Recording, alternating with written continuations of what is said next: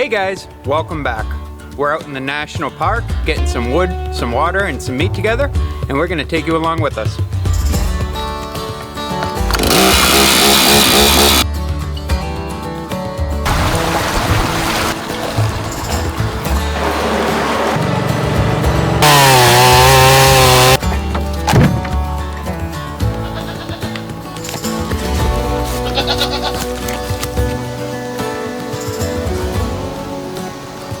Okay, it's another beautiful day. We're gonna run down, fill up our water tanks, then we're gonna go check the fish wheel, and we're gonna come back and we're gonna start getting into some firewood because the cold is coming and it's coming fast.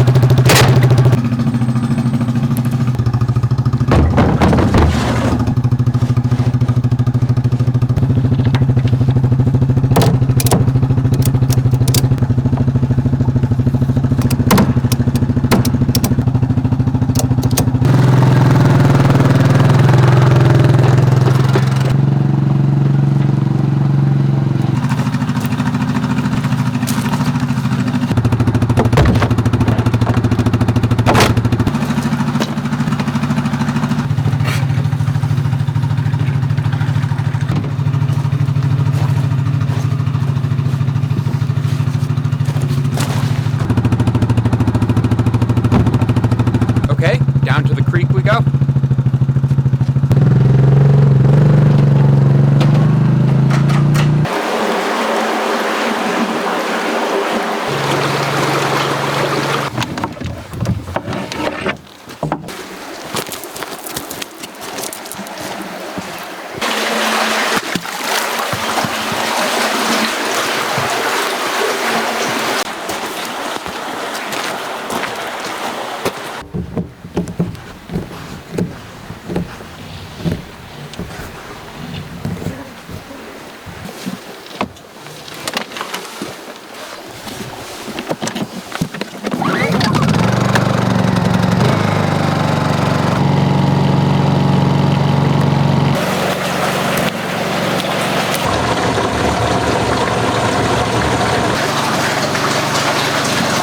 So this is a spring-fed creek. It's where we get our water. It's also where a lot of the original homesteaders for this area got their water as well. A really cool thing about this creek is it doesn't freeze in the winter. We do have a well on the property, though it's a very deep well, and we're struggling to get water out of it, so this works out just fine.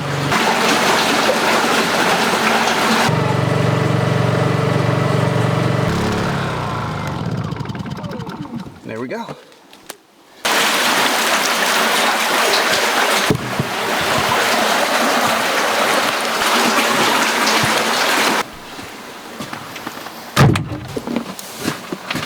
Alright, back to the cabin.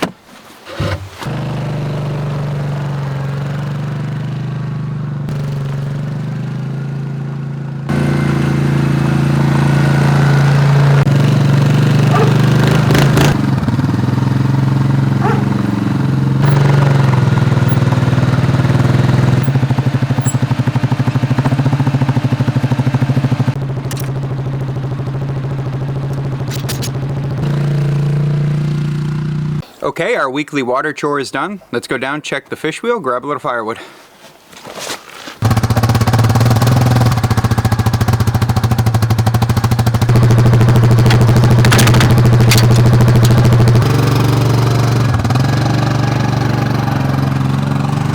I'm gonna use the big saw today.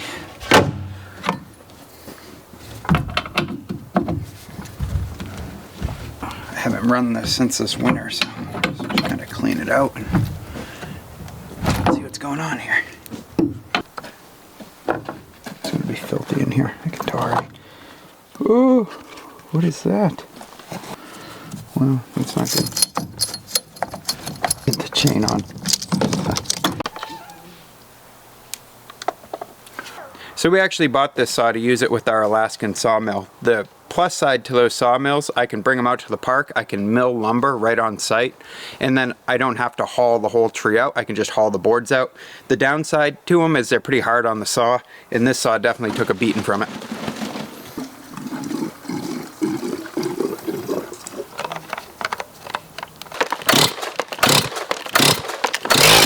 Woohoo.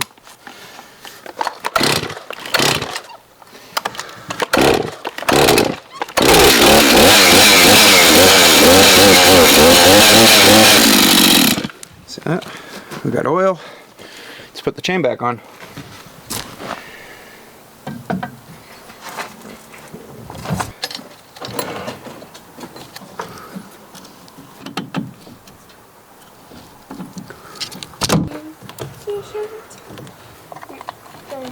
The temperature is bad.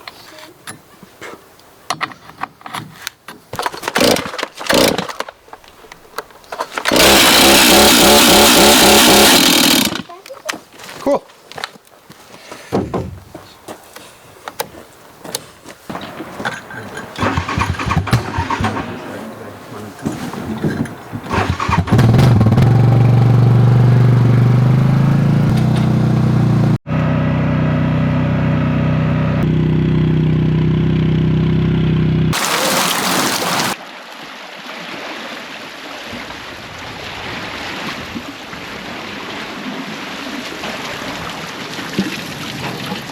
Okay, it looks like we got 2 salmon, 3 whitefish, and a suckerfish. I'm gonna pull these guys out and bring them in.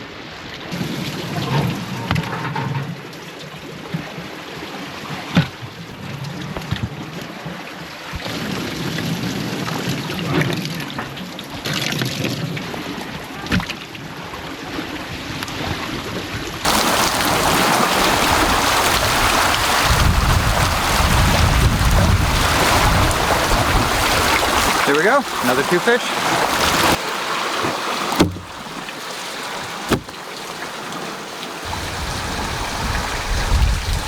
Okay, well, since we're fishing for these under a subsistence permit, the first thing we legally have to do is cut the anal fin, so I'm gonna go ahead and do that first.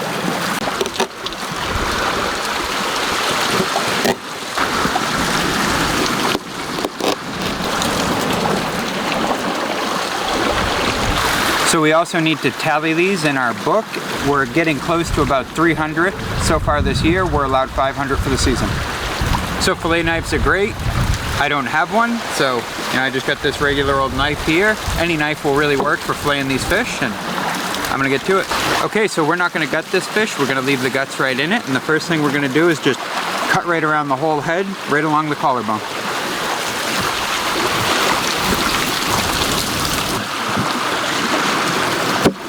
Legs. Like when I feel the spine, you just stop. You don't want to cut through the spine. Okay, now we're cut right around the head. Okay, so then press your knife along the spine, and you want to just use the tip of the knife. Go right down the spine until you get to the anal fin, and then go right through.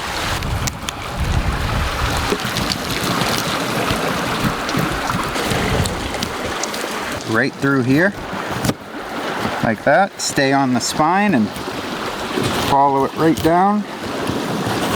I stop right about there, right about at the edge of the tail. Leave yourself something to hang off. So then I just start in on this side, zippering the knife along the ribs.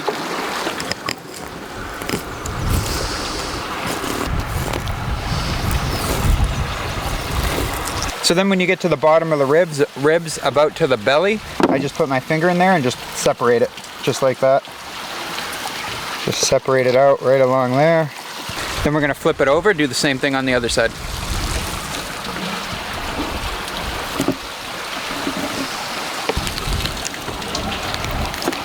You can cut these fins off, I just leave them, they don't really matter. I cut them off when we go to cook them. Down here at the anal fin. Clean through, and same thing, stop right about there. Then zipper it along the ribs. Right about when you get to the belly, I just put my finger in there and separate it out.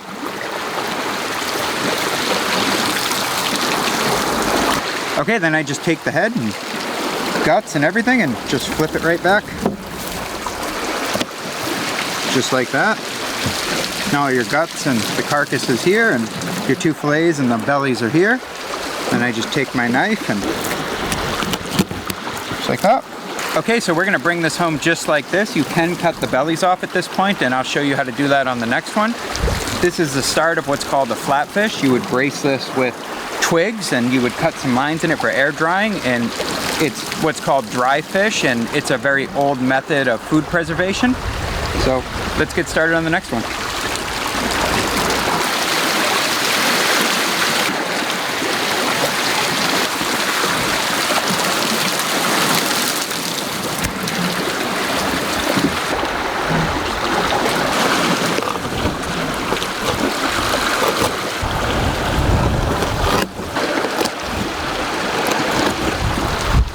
Okay, there's the belly.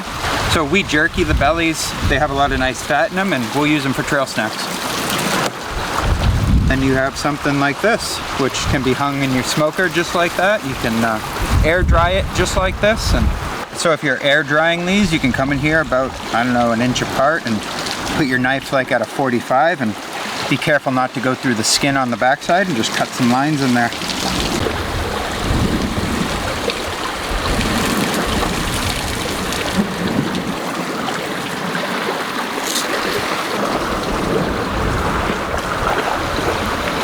If you were going to dry these, you would cut this little hump of meat out right here, and you could dry that as well. It's a little too late in the season to dry these, and so we're not going to dry these. We're just going to smoke these, so I'm going to leave it just like that.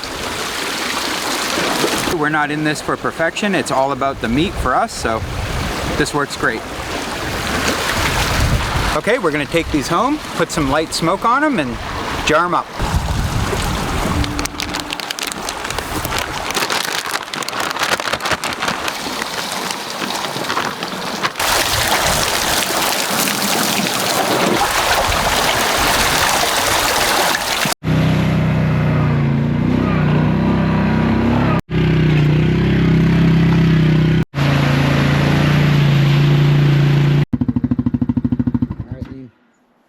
Well, my trailer's covered in mud now, but that's all right. It was just a matter of time before that happened.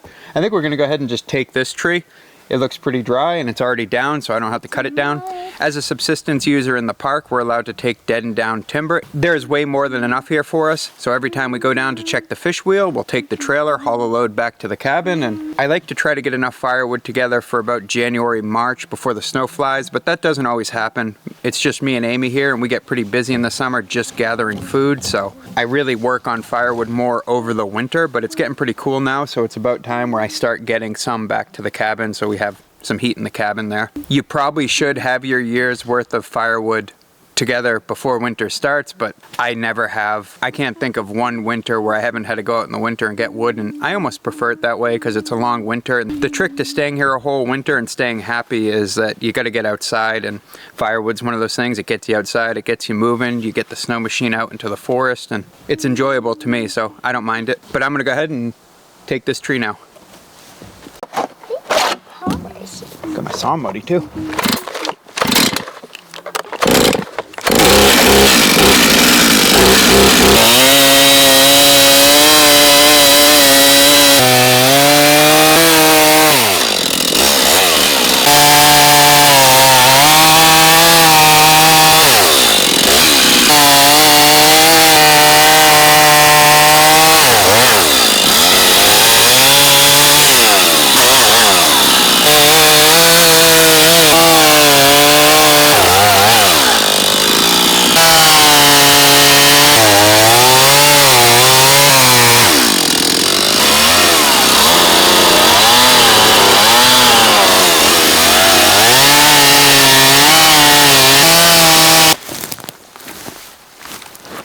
Dry.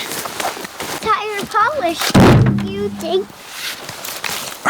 Oh, these are nice and dry.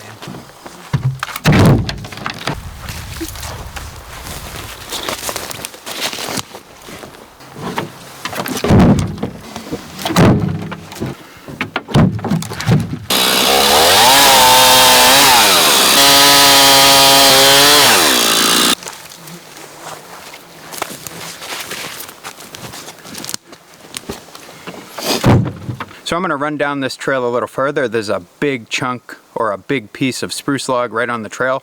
I think I'm going to take that and I'll keep picking at this one. This would be the benefit to like those portable sawmills, because I could take that sawmill out here and I could mill my lumber right in place and then haul it back to the cabin. And we'll probably do that later this fall.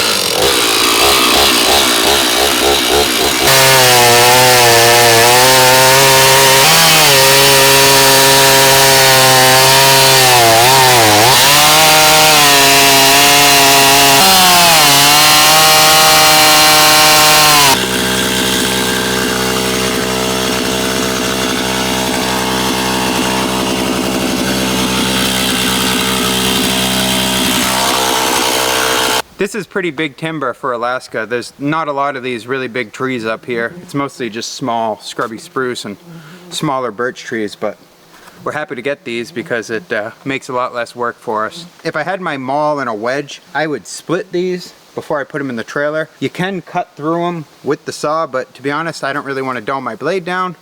So I'm gonna try to pick these up whole, get them home, and I'll split them up there. They're dry spruce, so they're pretty light, but we'll just see if I can get them in there.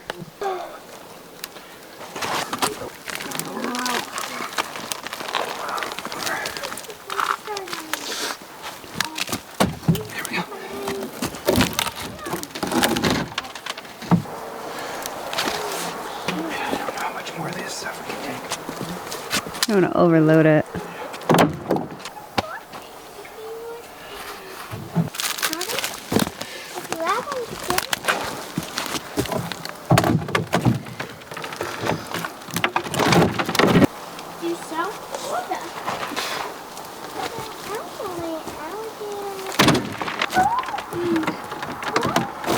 That is about as much as I can load this trailer, and we'll just do this every day, and it won't take long before we have enough firewood to at least get us to January.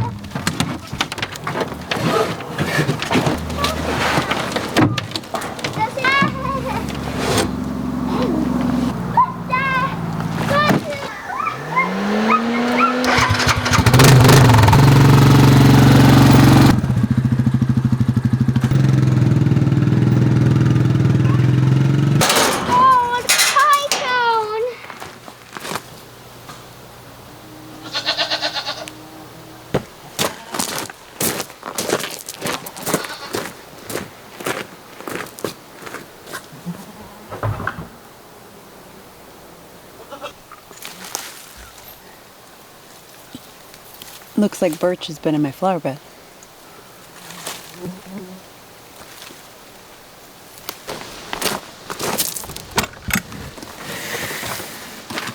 This is doing great. Make some kraut with you.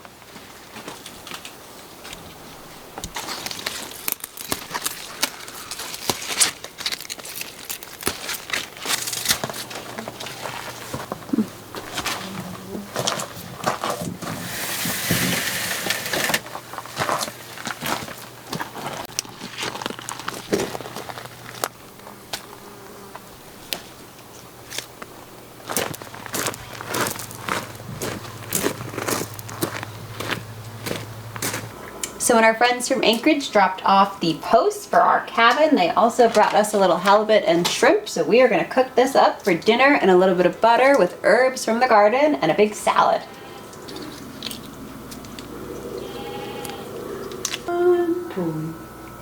Hey, Birch.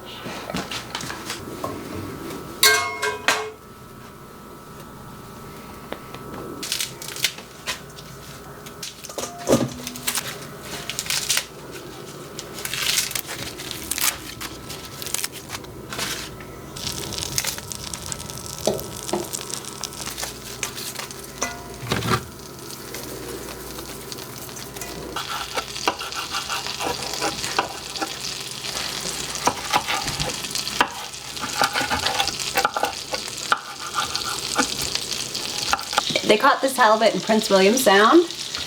We are so happy to have this little change.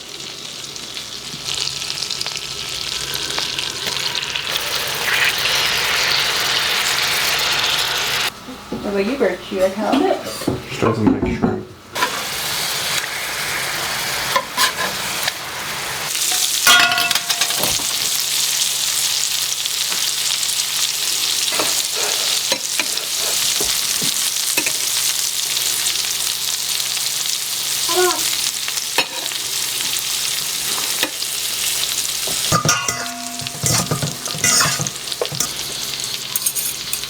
How's the halibut? Better than the shrimp? I like both. The shrimp is sweet. We have another pack. We should do fish and chips. Yeah, we should. We should bread it. I love halibut. I love shrimp. Really good. When we used to live on the Kenai Peninsula, we'd fish for halibut all the time, and it's a real treat to have fresh halibut. Gonna start thinking about setting up moose camp. It's starting to get a little cooler now, so we're starting to feel a little more comfortable, like we'd take a bull in this weather, and yeah, we're excited to do it. We're excited to have the diversity of meat and get a little change of protein here. Yeah.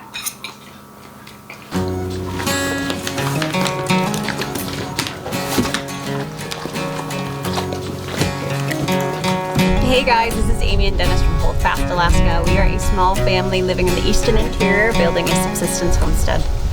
Thank you guys so much for watching. We hope you enjoyed that video, and we'll see you on the next one.